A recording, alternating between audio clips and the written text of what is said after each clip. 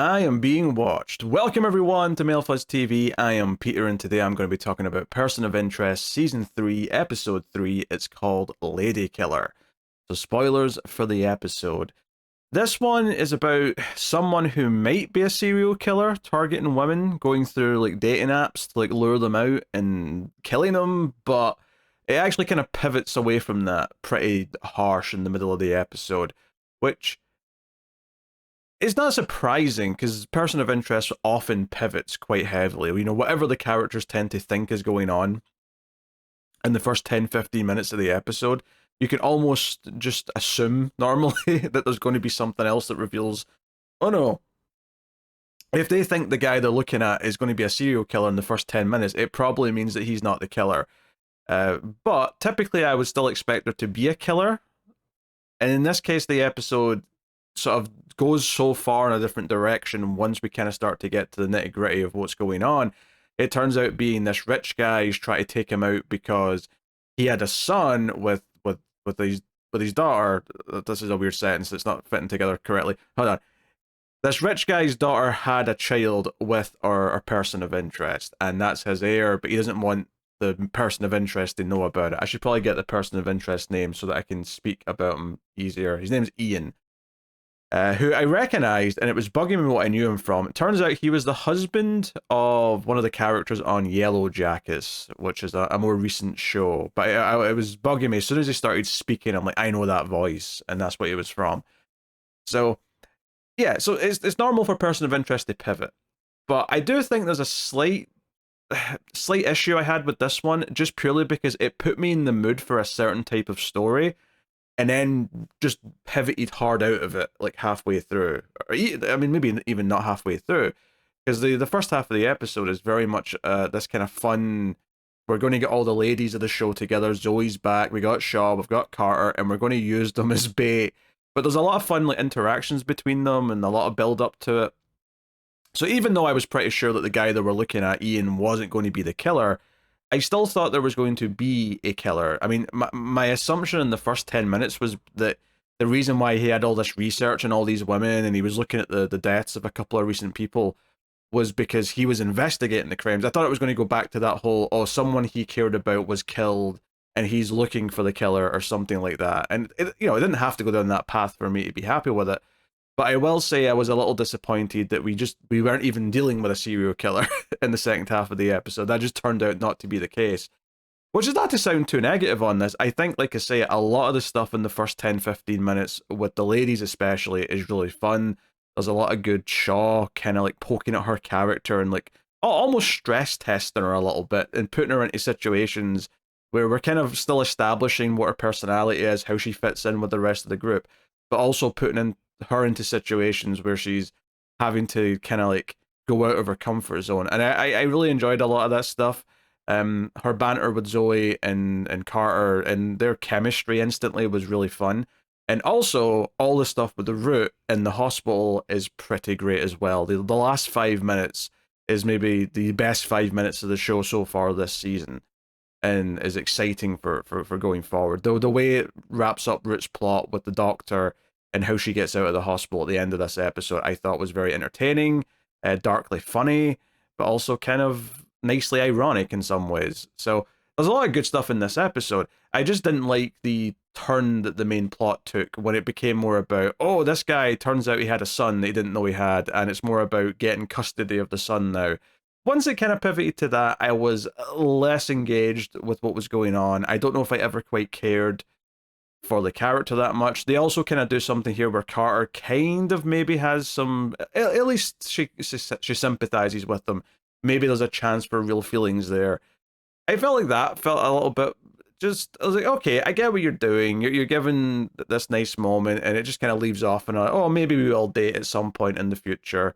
I don't expect it to ever go anywhere or come back up again. I could be wrong. Maybe we'll see this guy again. I don't think we will, though. I feel like that was just kind of a one and done kind of thing. But once we started going down that avenue of like, oh, Carter's starting to sympathize with him, that's where it kind of started to feel a little bit like, oh, okay, this isn't quite what I thought it was going to be in some ways. So, So definitely, I would say that the main plot of the episode, the person of interest, it kind of goes a little off the rails for me in terms of what I thought the opening set me up for. But there's a lot of stuff here still to enjoy, certainly. The B plot with Root, and certainly a lot of the early stuff with the ladies. And there's still a couple of moments with them later on as well. They kind of establish that the three of them have kind of become friends in a weird way. And the kind of the joke of like them getting together and they're all in fancy evening attire, but they start like bonding over the firearms that they have and the taser that Zoe's got, and uh, that's all very funny. And like I was saying with Shaw, though, just to sort of circle back round to her, because she's obviously what the newest character, really on the show, right? Because Root obviously had been peppered in throughout for a long time. Shaw, like, it starts off with what I'm going to say is another running joke at this point, because they've done it a couple times where effectively Shaw likes to measure dicks with John, right? I mean, it's a bit crude to put it that way, but she's kind of made little lines every so often about that, about him like not being emasculated when she does something badass. But the start of this episode, when they're in surveillance and they're on a little boat, and I think in the middle of Central Park, and they're spying on the person of interest, and she's fighting with Reese over the fact that she wants to be the one to row the boat. It really came across to me that it's not just that she's poking at the potential masculinity insecurities of those around her. This scene made it feel like to me that she herself is just kind of got some of those insecurities where she has to be the one rowing the boat. She has to be the one doing the manly thing, bizarrely. It's an interesting little character tidbit, and it feels like this episode kind of brought that to the front for me in this opening scene. And it's always played for fun. It's always like a funny little bit of her and how she interacts with people around, particularly Reese, and that she has to be the cool one. She has to be doing the badass thing. She has to be tough. Even her thoughts on dating later on sound a lot more like a traditional, like, man who doesn't want to settle down. She complains that men are too emotional now and they want to be held, and she doesn't want that. So they're really sort of like flipping the stereotypes a little bit on their head by having Shaw be this character. But it's generally pretty entertaining, and I think part of that might be the writing, but I think part of it is just the performance from the actress, who's doing a good job of making it always be quite engaging and very likable at every turn, right? It's also the perfect balance, I think, because when she's having that conversation while she's holding a sniper rifle, she's talking to Reese, and them just dryly playing off each other backwards and forwards. It's kind of like oh my god, there's two of them kind of thing. You get kind of that vibe from listening to the two of them talk. But the other fun ways they poke at her character in this episode is when they all get in their dresses and it's like, okay, we're going to lure this guy out. He always goes to this nightclub, blah blah blah. And they're basically trying to say to Shaw that maybe, she'll have to try and turn on the charm. And she gets a little offended and is like, wait, what? Do I not look good? I think I look pretty good. And Reese says, yeah, you look good, but you also look angry. and sure enough, that just makes her more angry. So she looks like she's just grilling at people like there's a moment later on when they're in the nightclub and the guy's walked in the place and he walks past Zoe, he walks past Shaw, and Shaw does almost just look like annoyed that he sort of just nods at her and turns away and walks elsewhere. It looks like she's ready to just like jump him from behind and make him pay for just disregarding her like that. But all of that was pretty funny. It's like, I think one of the strengths when you have a show with good characters like this is that even when the main plot doesn't completely fire on all cylinders, you still find yourself enjoying so many little moments between the characters, and I think this is a good example of that. So yeah, I mean, all that stuff with Shaw was good. Even her continued like taking over of Bear is like Bear's new guardian, much to Finch's chagrin. Buying Bear new bone toys, a new collar, really spoiling that dog rotten, and even sort of stealing him to come and hang out at her place at the end of the episode is good fun. So really enjoying how they're fleshing out Shaw, and she is still kind of the new exciting character, so it makes sense they're doing that.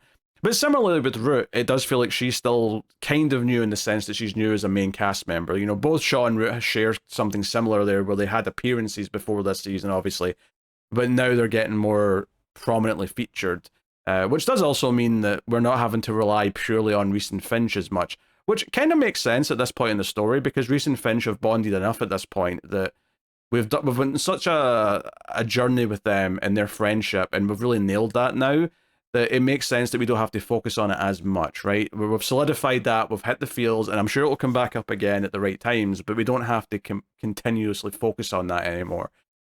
So, also Fusco getting in the fun, and doing some surveillance at the nightclub too, also fun. Wasn't as much Fusco in this episode, but you know, there's so many characters now, it's hard to give them all a bunch of time every episode.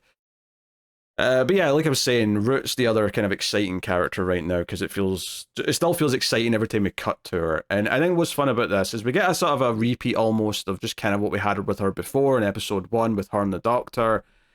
He's still trying to give her therapy, and she says she's leaving soon. And we also see that during the night she goes to the medicine machine, whatever the thing's called, and she gets something out of it with the help of the machine.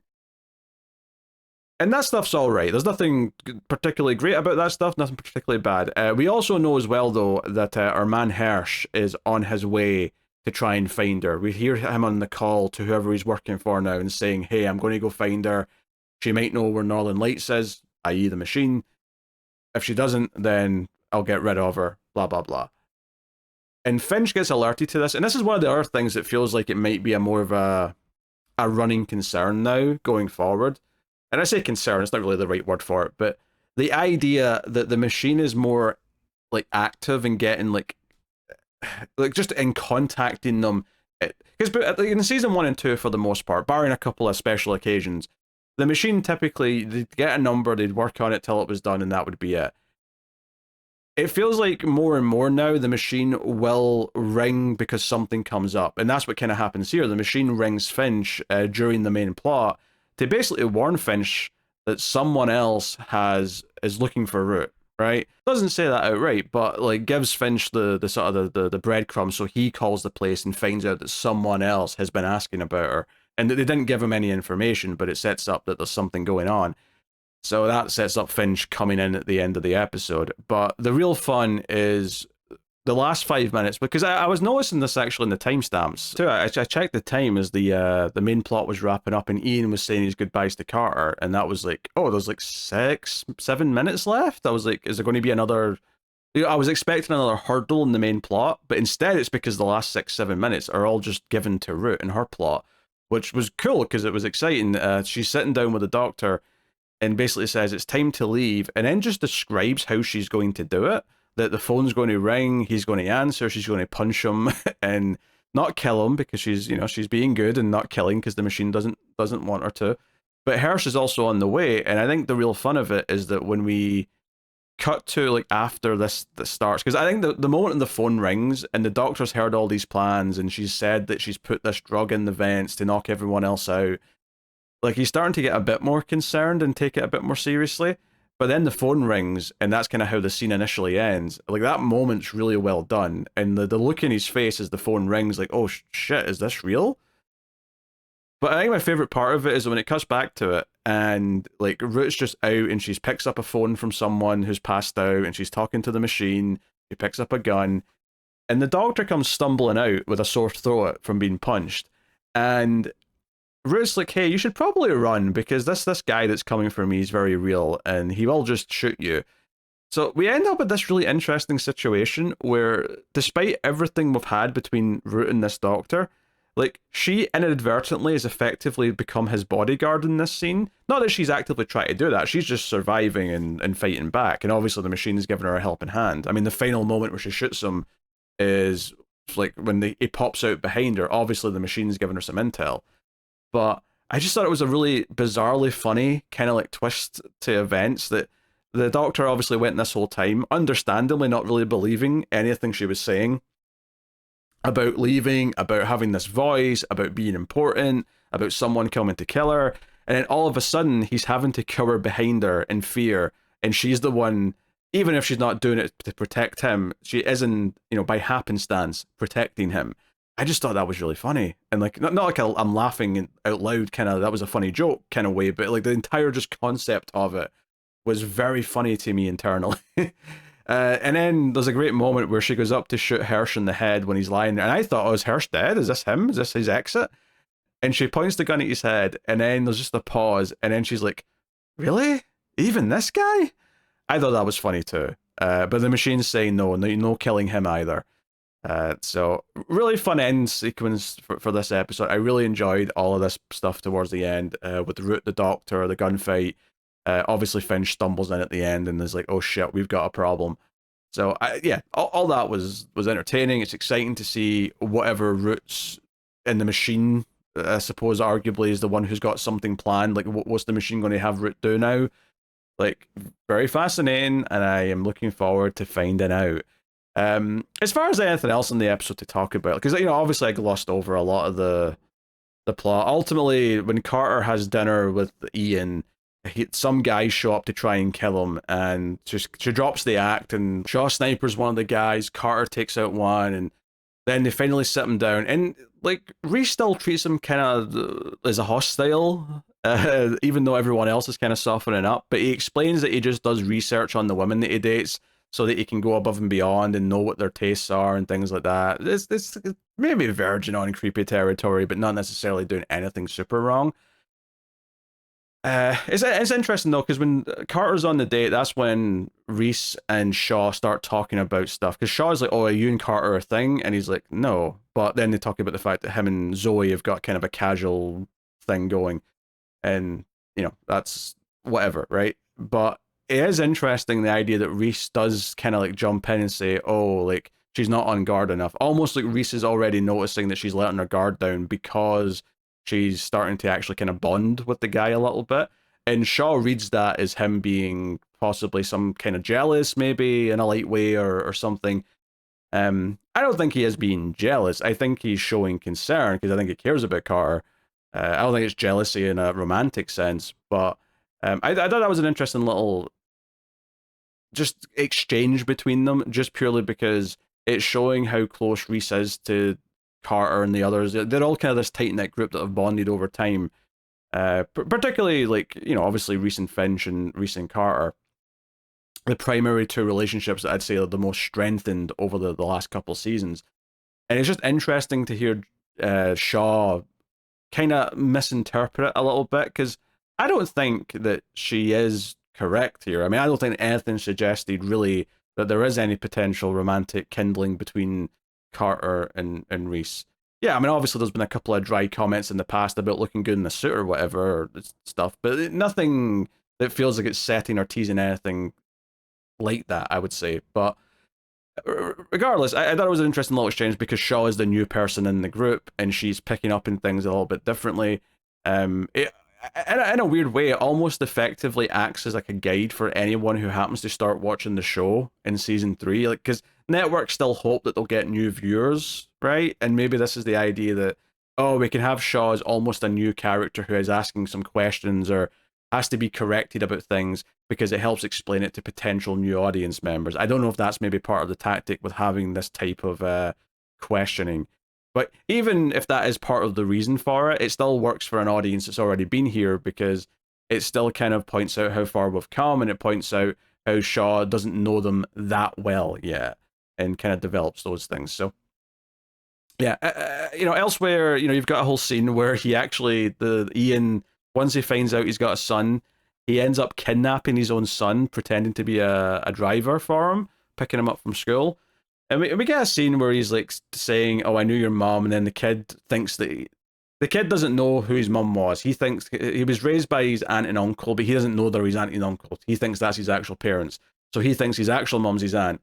That was the most convoluted way of explaining that. But so he's like, "Oh, I knew your aunt," and he kind of talks about, like, they kind of talk about her because she's passed away. That's part of the story that I don't even think I mentioned. Is that this woman was one of the women that might have been a victim of a killer, early on, and now it's just like, no, it probably was just a car crash, but there's all this other stuff going on instead. And it's an interesting, it's a decently performed scene. I'll say I think, I always try and look for the themes and the main like plot of the episode that in some way kind of like reflect back on our main characters. It's one of the main things I do when I'm talking about shows, particularly this show, because I feel like this show really makes a good job of doing it, where it's never really about the guest star, it's about the main characters. And I don't think anything super obvious jumped out at me here with this particular one. But if I was to try and draw some things from it, I would say this whole idea of being a father but didn't know you were a father. I think that ties a little bit with Finch and the Machine, where Finch didn't really treat it as a child, but maybe has to learn that over time. That may be a slight kind of thematic connection there. I think the idea that he's this good-looking guy in a suit that does a lot of research about people, but it turns out that he's not actually doing anything bad. I think that actually kind of describes what Team Machine kind of do in a lot of ways. Like, if anyone just stumbled into their like center in the library and saw all the research on like the potential victims or perpetrators, it would look really suspicious. It would look really dodgy, and it turns out, oh no, he's actually there's nothing wrong with him. He's fine. There's even questions about where his wealth came from. It turns out he actually got paid off by the woman's dad, the rich guy, to stay away out of the city. Back back when she got pregnant, and that's how he kind of kickstarted his small business, which has made him into a relatively successful guy. But even that idea of like where did the wealth come from? Like, who does that remind you of? It reminds you of Finch. So there's some little things in there that can kind of tie back to the main characters. I don't think they feel as strong as a lot of the better episodes with better main plots do. So I think I'm quite middling on the main plot, but I like a lot of the other things around it in this episode.